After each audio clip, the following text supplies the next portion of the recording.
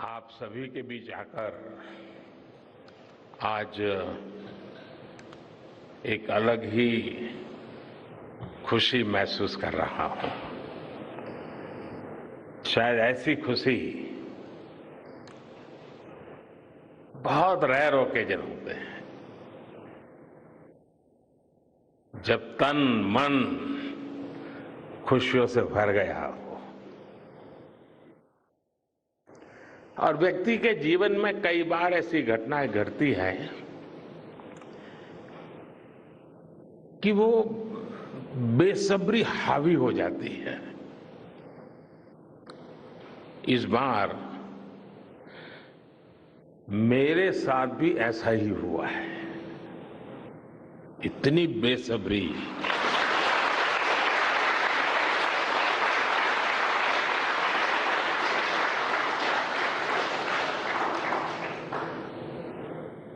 मैं south Africa में था, फिर ग्रीस का कार्यक्रम था तो वहां चला गया, लेकिन मेरा मन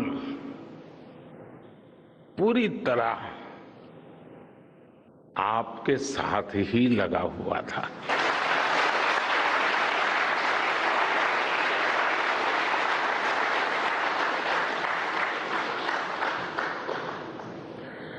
लेकिन कभी कभी लगता है कि मैं आप लोगों के साथ अन्याय कर देता हूं।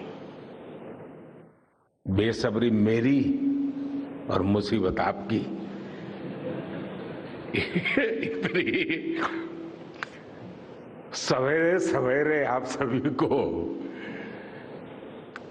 और इतना और टाइम, लेकिन बस मन कर रहा था जाऊं आपको नमन करूं। आपको दिक्कत हुई होगी, लेकिन मैं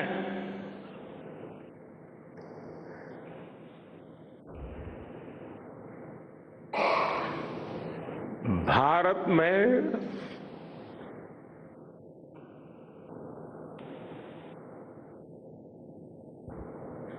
आते ही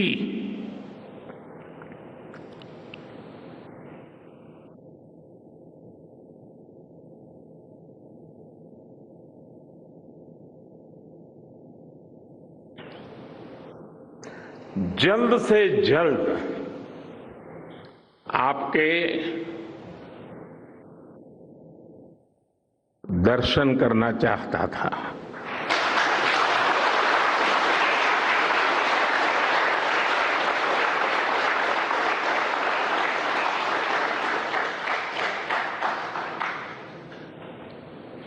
आप सबको सैल्यूट करना चाहता था।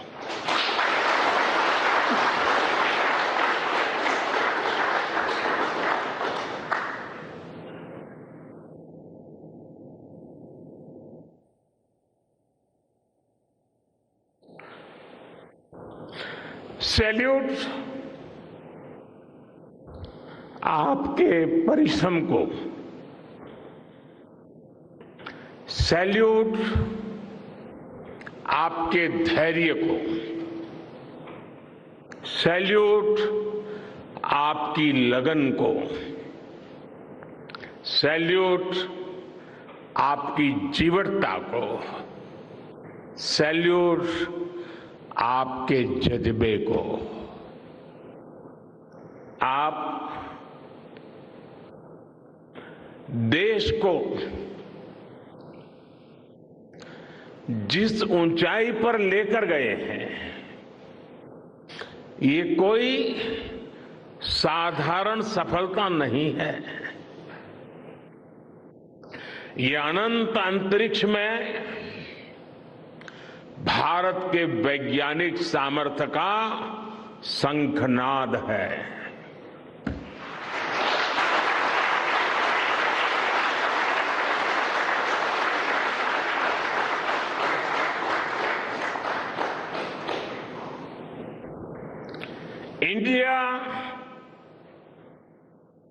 India is on the moon.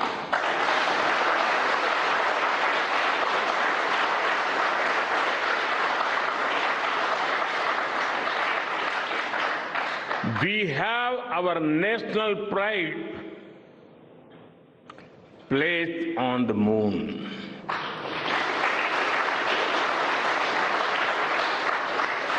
हम वहां पहुंचे जहां कोई नहीं पहुंचा था। हमने वो किया जो पहले कभी किसी ने नहीं किया था। ये आज का भारत है, निर्भीक भारत, जुझारू भारत।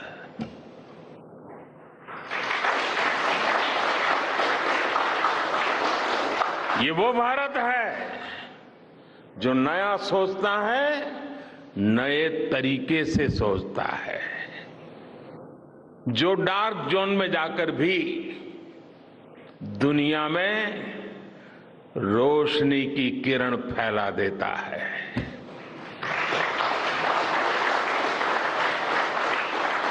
इक्कीसवीं सदी में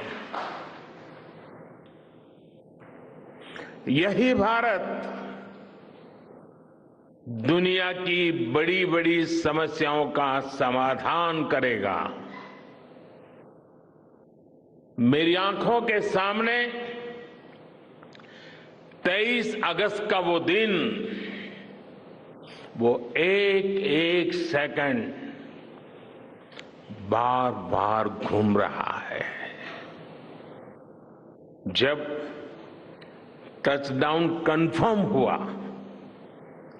तो जिस तरह यहां इसरो सेंटर में पूरे देश में लोग उछल पड़े, वो दृश्य कौन भूल सकता है। कुछ स्मृतियां अमर हो जाती हैं। वो पल अमर हो गया।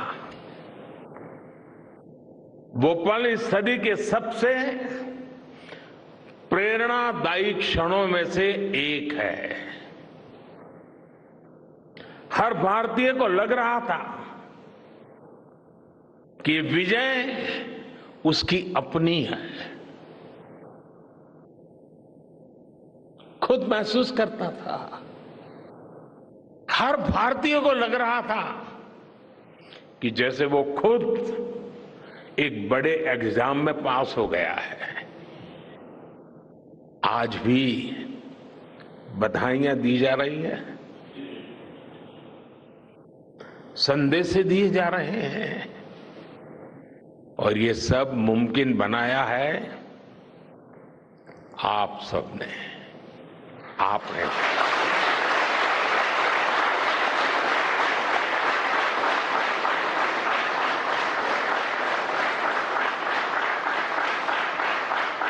देश के मेरे वैज्ञानिकों ने ये मुमकिन बनाया है।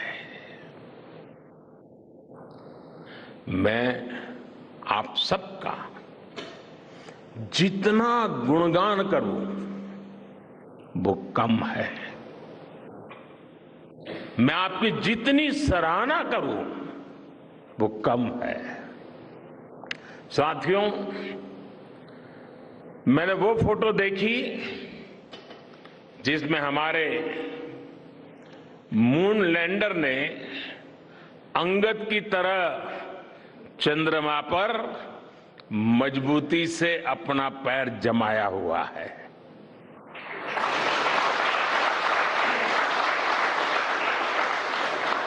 एक तरफ विक्रम का विश्वास है तो दूसरी तरफ प्रज्ञान का पराक्रम है।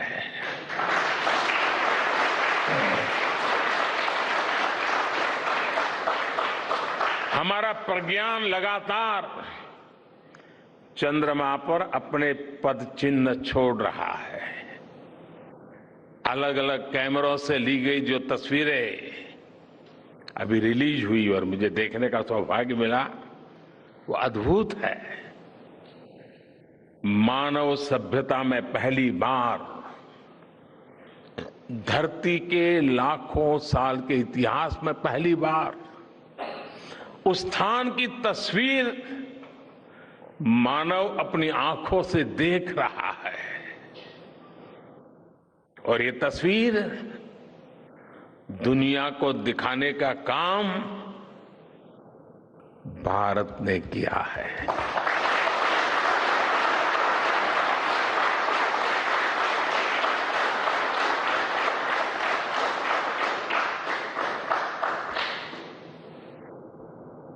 आप सभी वैज्ञानिकों ने किया है। आज पूरी दुनिया भारत की साइंटिफिक स्पिरिट का,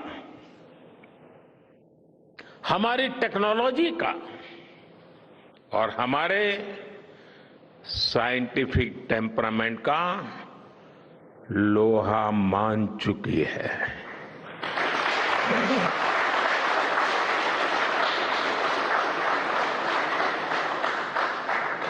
चंद्रयान महाअभियान सिर्फ भारत की नहीं बल्कि पूरी मानवता की सफलता है।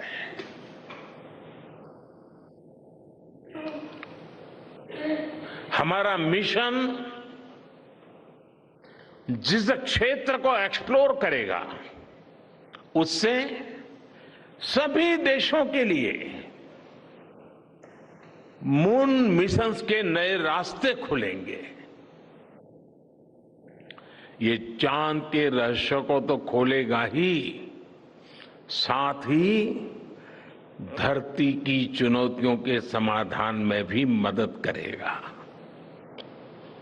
आपकी इस सफलता के लिए मैं एक बार फिर सभी वैज्ञानिकों को, टेक्नीशियंस, इंजीनियर्स और चंद्रयान महाअभियान से जुड़े सभी सदस्यों को बधाई देता हूं।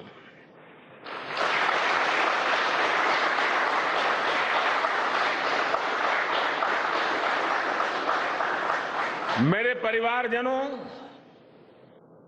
आप जानते हैं कि स्पेस मिशंस के टच डाउन पॉइंट को एक नाम दिए जाने की वैज्ञानिक परंपरा है। चंद्रमा के जिस हिस्से पर हमारा चंद्रयान उतरा है, भारत ने उस स्थान के भी नामकरण का फैसला लिया है।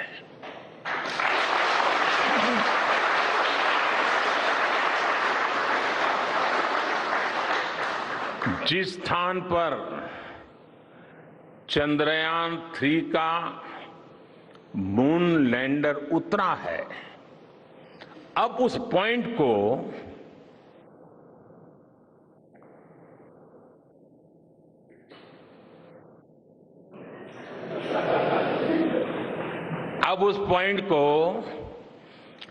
शिव शक्ति के नाम से जाना जाएगा।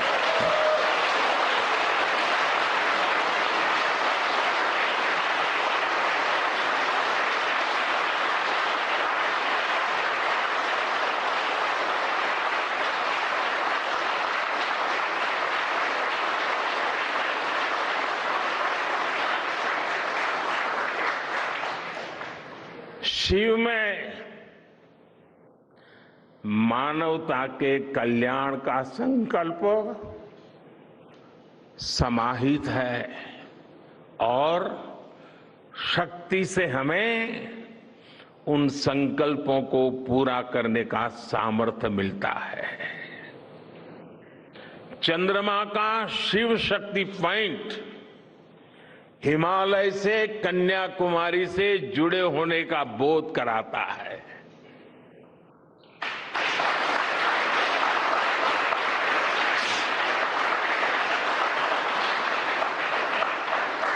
हमारे ऋषियों ने कहा है,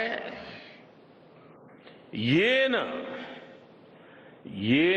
कर्माण्य पशो मनीषिणो यज्ञे कुण्वन्ति वित्तेषु धीरः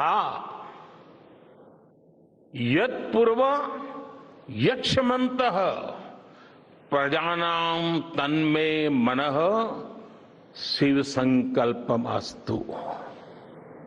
अर्थात जिस मन से हम कर्तव्य कर्म करते हैं, विचार और विज्ञान को गति देते हैं, और जो सबके भीतर मौजूद है, वो मन शुभ और कल्याणकारी संकल्पों से जुड़े।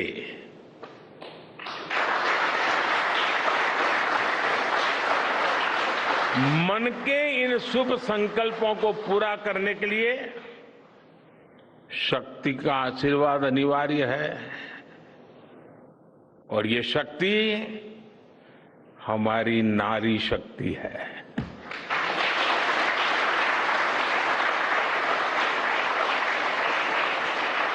हमारी माताएं बहनें हैं। हमारे यहां कहा गया है, सृष्टि स्थिति विनाशानाम शक्ति भूते सनातनी। अर्थात निर्माण से प्रलय तक पूरी सृष्टि का आधार नारी शक्ति ही है।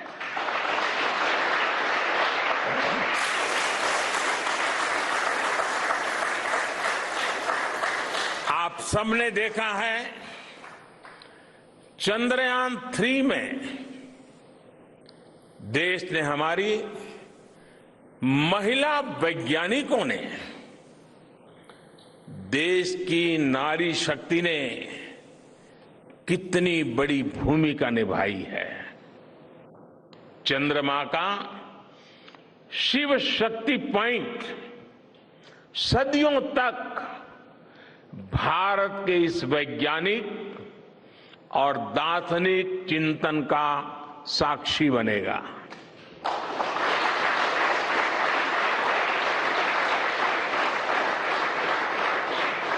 ये शिव शक्ति पॉइंट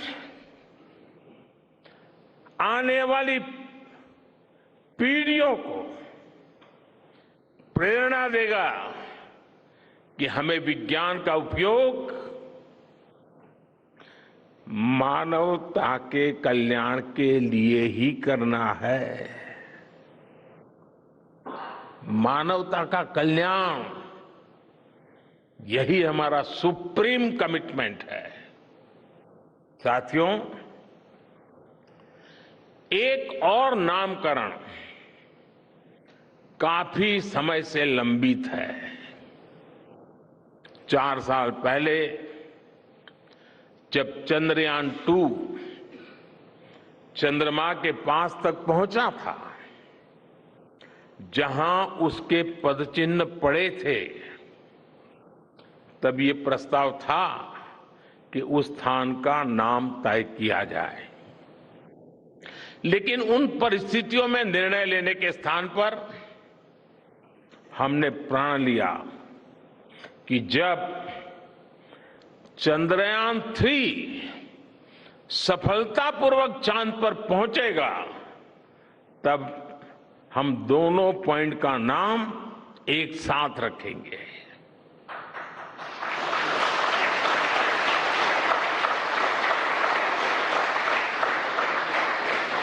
और आज मुझे लगता है कि जब हर घर तिरंगा है, जब हर मन तिरंगा है और चांद पर भी तिरंगा है, तो तिरंगा के सिवाय चंद्रयान 2 से जुड़े उस स्थान को और क्या नाम दिया जा सकता है।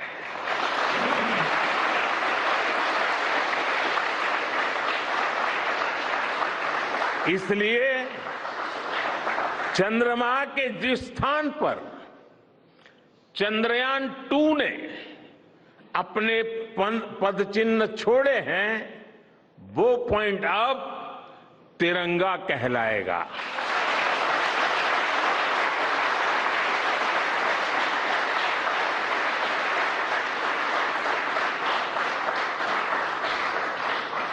ये तिरंगा पॉइंट भारत के हर प्रयास की प्रेरणा बनेगा। ये तिरंगा पॉइंट हमें सीख देगा कि कोई भी विफलता आखिरी नहीं होती। अगर दृढ़ इच्छा शक्ति हो तो सफलता मिलकर के ही रहती है। यानी मैं फिर दोहरा रहा हूं, चंद्रयान 2 के पद चिन्ह जहां है वो स्थान आज से तिरंगा पॉइंट कहलाएगा। और जहां पर चंद्रयान 3 का मून लैंडर पहुंचा है वो स्थान आज से शिव शक्ति पॉइंट कहलाएगा।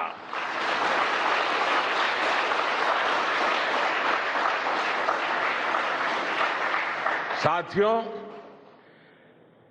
आज भारत दुनिया का चौथा ऐसा देश बन चुका है जिसने चंद्रमा की सतह को छुआ है।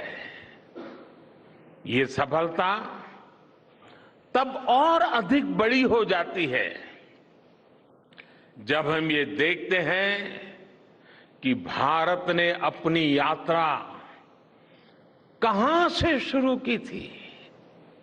एक समय था जब भारत के पास जरूरी तकनीक नहीं थी, सहयोग भी नहीं था।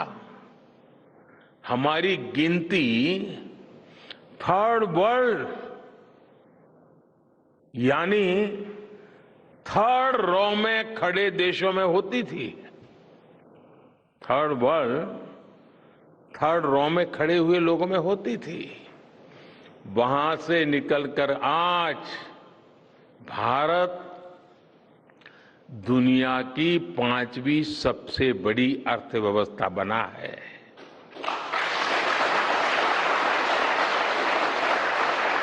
आज ट्रेड से लेकर टेक्नोलॉजी तक भारत की गिनती पहली पंक्ति यानी फर्स्ट रो में खड़े देशों में हो रही है।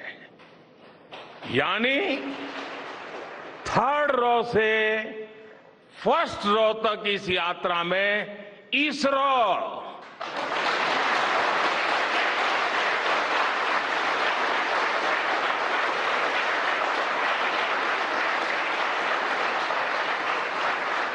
इसरो जैसी संस्थानों की बहुत बड़ी भूमिका रही है।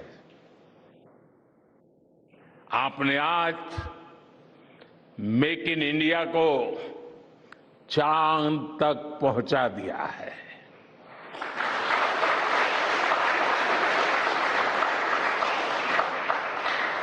मेरे परिवारजनों, मैं आज आपके बीच आकर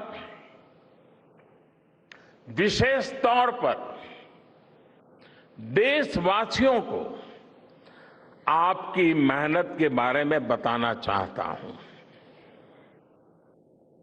जो मैं बातें बता रहा हूं वो आपके लिए नई नहीं है, लेकिन आपने जो किया है, जो साधना की है, वो देशवासियों को भी पता होना चाहिए। भारत के दक्षिण हिस्से से चंद्रमा के दक्षिणी ध्रुव तक चंद्रयान की ये यात्रा आसान नहीं थी। मून लैंडर की सॉफ्ट लैंडिंग सुनिश्चित करने के लिए हमारे वैज्ञानिकों ने इसरो की रिसर्च फैसिलिटी में आर्टिफिशियल मून तक बना डाला। इस आर्टिफिशियल मून पर विक्रम लैंडर को अलग अलग तरीके से सरफेस पर उतारकर उसका टेस्ट किया गया था। अब इतने सारे एग्जाम देकर हमारा मून लैंडर वहां गया है तो उसे सक्सेस मिलनी ही मिलनी थी।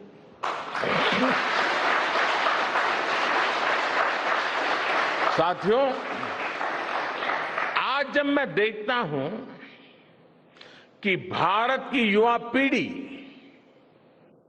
साइंस को लेकर, स्पेस को लेकर, इनोवेशन को लेकर इतनी एनर्जी से भरी हुई है, तो उसके पीछे हमारे ऐसे ही स्पेस मिशंस की सफलता है। मंगलयान की सफलता ने, चंद्रयान की सफलता ने, गगनयान की तैयारी ने देश की युवा पीढ़ी को एक नया मिजाज दे दिया है। आज भारत के छोटे छोटे बच्चों की जुबान पर चंद्रयान का नाम है। आज भारत का हर बच्चा आप वैज्ञानिकों में अपना भविष्य देख रहा है। इसलिए आपकी उपलब्धि सिर्फ ये नहीं है कि आपने चांद पर तिरंगा लहराया, लेकिन आपने एक और बड़ी उपलब्धि हासिल की है, और वो उपलब्धि है भारत की पूरी पीढ़ी को जागृत करने की, उसे नई ऊर्जा देने की।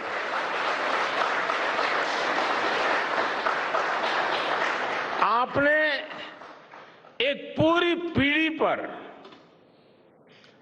अपनी इस सफलता की गहरी छाप छोड़ी है। आज से कोई भी बच्चा रात में जब चंद्रमा को देखेगा तो उसको विश्वास होगा कि जिस हौसले से मेरा देश चांद पर पहुंचा है, वही हौसला, वही जज्बा उस बच्चे के भीतर भी है, उस युवा के भीतर भी है। आज आपने भारत के बच्चों में आकांक्षाओं के जो बीज बोए हैं, कल वो वट वृक्ष बनेंगे और विकसित भारत की नींव बनेंगे।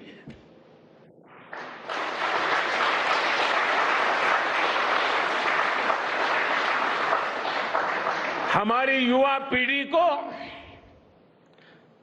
निरंतर प्रेरणा मिलती रहे, इसके लिए एक और निर्णय लिया गया है।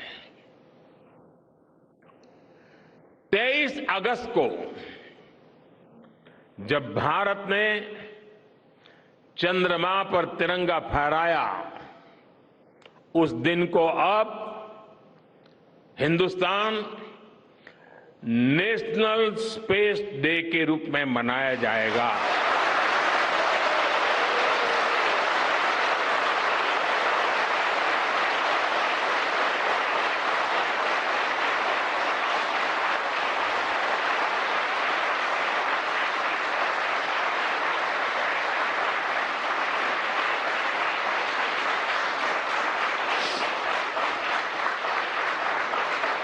जब हर वर्ष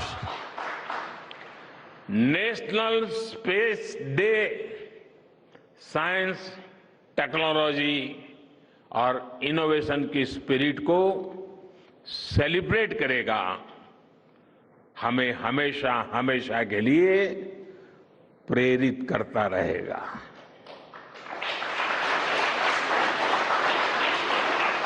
मेरे परिवारजनों, आप भी जानते हैं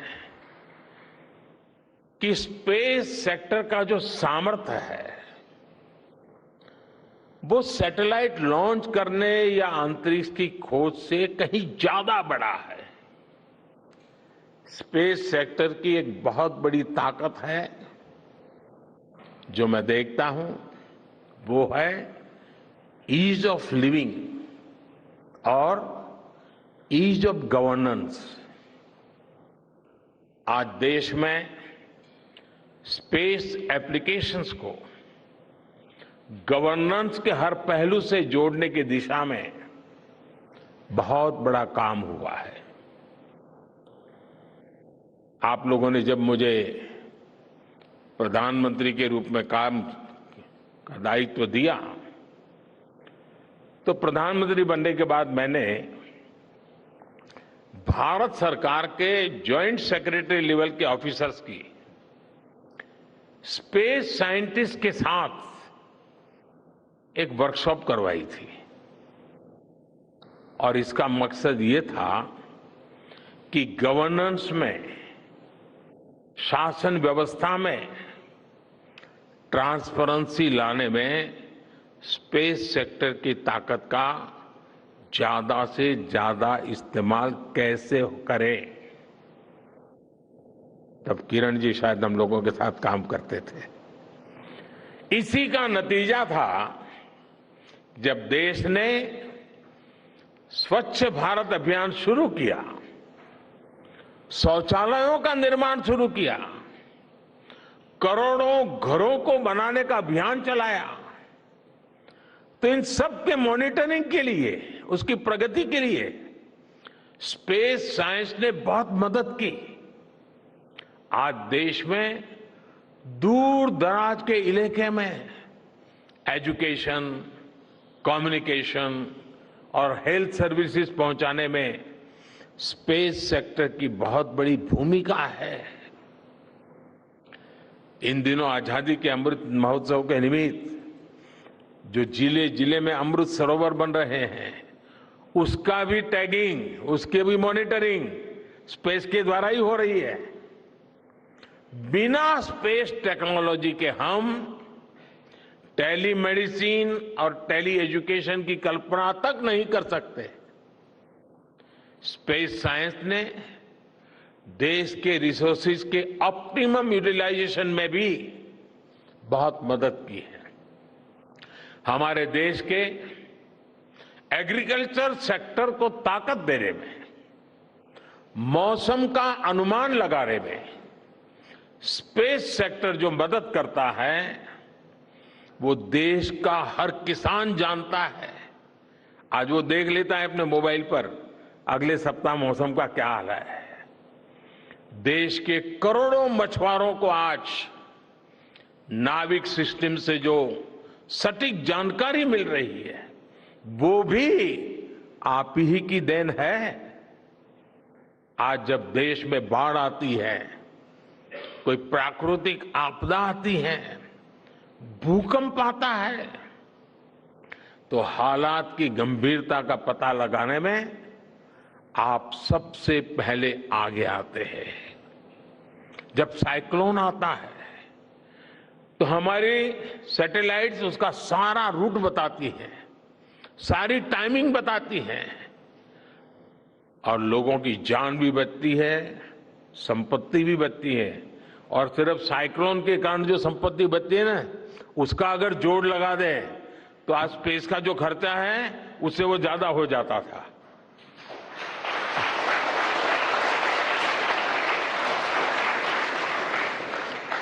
हमारे PM GatiShakti national master plan का आधार भी स्पेस टेक्नोलॉजी ही है।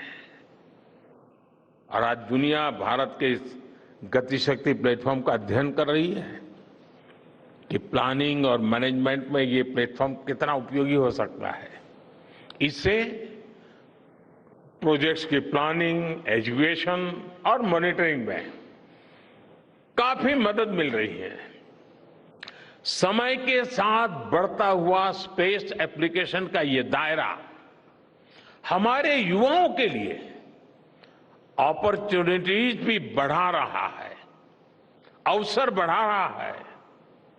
और इसलिए आज मैं एक सुझाव भी देना चाहता हूं और मैं चाहूंगा कि आपके यहां से जो रिटायर्ड लोग हैं, वे इसमें काफी मदद कर सकते हैं। अब ये मत बोलिएगा कि इतनी सुबह सुबह मोदी जी यहां आए और कुछ काम भी दे करके जा रहे हैं। साथियों, मैं चाहूंगा कि इसरो केंद्र सरकार के विभिन्न मंत्रालय और राज्य सरकारें मिलकर गवर्नेंस में स्पेस टेक्नोलॉजी पर एक नेशनल हैकाथॉन का आयोजन करें। इस हैकाथॉन में ज्यादा से ज्यादा युवा, ज्यादा से ज्यादा यूनिवर्सिटी, ज्यादा से ज्यादा नौजवान वो शामिल हो, जुड़े। मुझे विश्वास है ये नेशनल हैकाथॉन हमारी गवर्नेंस को और प्रभावी बनाएगा, देशवासियों को मॉडर्न सॉल्यूशंस देगा। और साथियों, आपके अलावा मैं अपनी युवा पीढ़ी को एक और टास्क अलग से देना चाहता हूं। और होमवर्क के दिए बिना बच्चों को काम करने का मजा नहीं आता है। आप सब जानते हैं कि भारत वो देश है जिसने हजारों वर्ष पूर्व ही धरती के बाहर अनंत अंतरिक्ष में देखना शुरू कर दिया था। हमारे यहां सदियों पहले अनुसंधान परंपरा के आर्यभट्ट, ब्रह्मगुप्त, वराहमिहिर और भास्कराचार्य जैसे ऋषि मनीषी हुए थे। जब धरती के आकार को लेकर भ्रम था, तब आर्यभट्ट ने अपने महान ग्रंथ आर्यभट्टीय में धरती के गोलाकार होने के बारे में विस्तार से लिखा था। उन्होंने एक्सिस पर पृथ्वी की रोटेशन और उसकी परिधि की गणना भी लिख दी थी। इसी तरह सूर्य सिद्धांत जैसे ग्रंथों में भी कहा गया है, सर्वत्रैव महिगोले, सर्वत्रैव महिगोले स्वस्थानम उपरि स्थितम मन्यन्ते खेयतो गोलस तस्य क्व ऊर्ध्वम क्व वादः। अर्थात पृथ्वी पर कुछ लोग अपनी जगह को सबसे ऊपर मानते हैं, लेकिन ये गोलाकार पृथ्वी तो आकाश में स्थित है, उसमें ऊपर और नीचे क्या हो सकता है, ये उस समय लिखा गया था। ये तो मैंने सिर्फ एक श्लोक बताया है। ऐसी अनगिनत रचनाएं हमारे पूर्वजों ने लिखी हुई है। सूर्य, चंद्रमा और पृथ्वी के एक दूसरे के बीच में आने से ग्रहण की जानकारी हमारे कितने ही ग्रंथों में लिखी हुई पाई जाती है। पृथ्वी के अलावा अन्य ग्रहों के आकार की गणनाएं, उनके मूवमेंट से जुड़ी जानकारी भी हमारे प्राचीन ग्रंथों में मिलती है। हमने ग्रहों और उपग्रहों की गति को लेकर इतना सूक्ष्म गणनाएं करने की वो काबिलियत हासिल की थी कि हमारे यहां सैकड़ों वर्ष आगे के पंचांग यानी कैलेंडर्स बनाए जाते थे। इसलिए मैं इससे जुड़ा एक टास्क अपनी नई पीढ़ी को देना चाहता हूं, स्कूल कॉलेज के बच्चों को देना चाहता हूं। मैं चाहता हूं कि भारत के शास्त्रों में जो खगोलीय सूत्र है, उन्हें साइंटिफिकली प्रूव करने के लिए, नए सिरे से उनके अध्ययन के लिए नई पीढ़ी आगे आए। ये हमारी विरासत के लिए भी जरूरी है और विज्ञान के लिए भी जरूरी है। आज जो स्कूल के, कॉलेज के, यूनिवर्सिटी के स्टूडेंट्स हैं, रिसर्चर्स हैं, उन पर एक तरह से ये दोहरा दायित्व है। भारत के पास विज्ञान के ज्ञान का जो खजाना है वो गुलामी के लंबे कालखंड में दब गया है, छिप गया है। आजादी के इस अमृत काल में हमें इस खजाने को भी खंगालना है, उस पर रिसर्च करनी है और दुनिया को भी बताना है। दूसरा दायित्व ये कि हमारी युवा पीढ़ी को आज के आधुनिक विज्ञान, आधुनिक टेक्नोलॉजी को नए आयाम देने हैं। समंदर की गहराइयों से लेकर आसमान की ऊंचाई तक, आसमान की ऊंचाई से लेकर अंतरिक्ष की गहराई तक आपके लिए, करने के लिए बहुत कुछ है। आप डीप अर्थ को भी देखिए और साथ ही डीप सी को भी एक्सप्लोर करिए। आप नेक्स्ट जनरेशन कंप्यूटर बनाइए और साथ ही जेनेटिक इंजीनियरिंग में भी अपना सिक्का जमाइए। भारत में आपके लिए नई संभावनाओं के द्वार लगातार खुल रहे हैं। 21वीं सदी के इस कालखंड में जो देश साइंस और टेक्नोलॉजी में बढ़त बना ले जाएगा, वो देश सबसे आगे बढ़ जाएगा।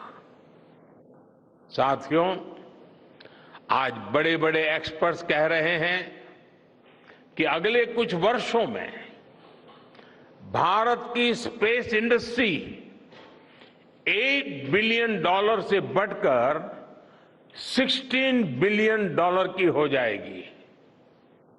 सरकार भी इस बात की गंभीरता को समझते हुए स्पेस सेक्टर में लगातार रिफॉर्म कर रही है। हमारे युवा भी कमर कसकर तैयार है। आपको जानकर सुखद आश्चर्य होगा कि पिछले 4 साल में स्पेस सेक्टर में काम करने वाले स्टार्टअप्स की संख्या 4 से बढ़कर करीब करीब 150 हो गई है। हम कल्पना कर सकते हैं कि अनंत आकाश में कितनी अनंत संभावनाएं भारत का इंतजार कर रही हैं।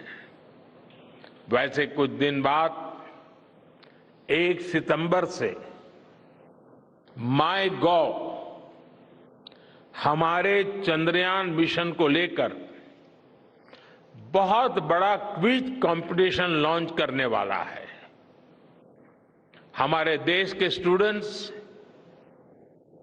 इससे भी शुरुआत कर सकते हैं। मैं देश भर के स्टूडेंट से आग्रह करूंगा कि आप सभी बड़ी संख्या में इससे जुड़े। मेरे परिवारजनों, देश की भावी पीढ़ी को आपका मार्गदर्शन बहुत आवश्यक है। आप जो इतने सारे इंपॉर्टेंट मिशंस पर काम कर रहे हैं, वो आने वाली पीढ़ी ही आगे ले जाने वाली है। आप उन सभी के रोल मॉडल हैं।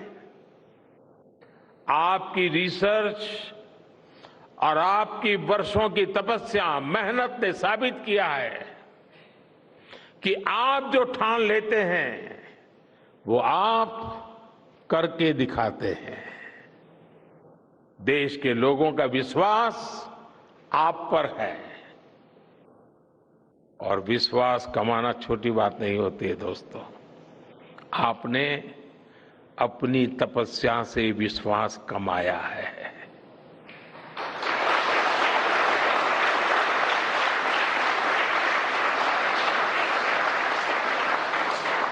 देश के लोगों का आशीर्वाद आप पर है।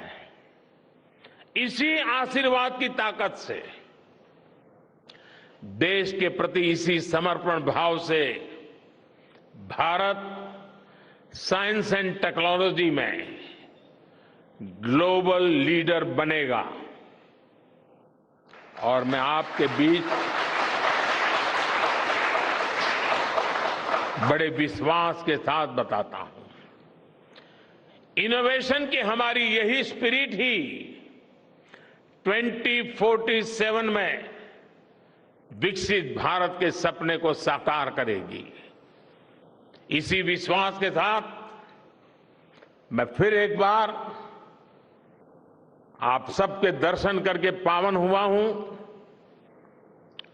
देशवासी गौरव से भरे हुए हैं। सपने बहुत तेजी से संकल्प बन रहे हैं और आपका परिश्रम उन संकल्प को सिद्धि के तक ले जाने के लिए बहुत बड़ी प्रेरणा बन रहा है। आपको जितनी बधाई दूं कम है, जितना अभिनंदन करूं कम है। मेरी तरफ से करोड़ों करोड़ों देशवासियों की तरफ से, दुनिया भर की साइंटिफिक कम्युनिटी की तरफ से अनेक अनेक धन्यवाद, बहुत बहुत शुभकामनाएं। भारत माता की, भारत माता की, भारत माता की। धन्यवाद।